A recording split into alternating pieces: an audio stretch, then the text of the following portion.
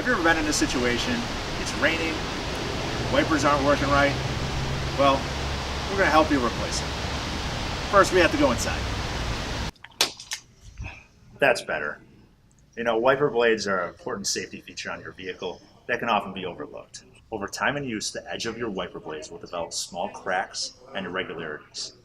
Most vehicle and wiper blade manufacturers recommend to replace these every 12 months. There are two easy ways to check if you need to replace your wipers. The first way is to inspect the edge of the blade visually for defects. If you see cracks, rips, or tears in the blade, it's a good indicator that you should replace your wipers. The second way to check the performance of your wiper blades is with this spray method.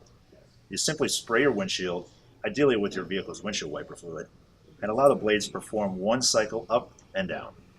To replace your wiper blades, you must first know what length they are. To do this, you can measure them with a tape measure.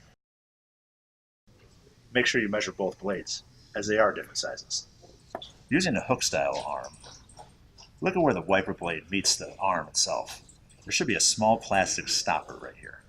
All you have to do is press this down and push it down, and out comes the wiper blade. After removing your blade, make sure to never leave this arm in upward position. It can slam down and break your windshield. To reinstall the new blade, you will reverse the process. Thank you so much for watching. Make sure to stay tuned for more videos on how to make maintenance on your vehicle easy and effortless from home.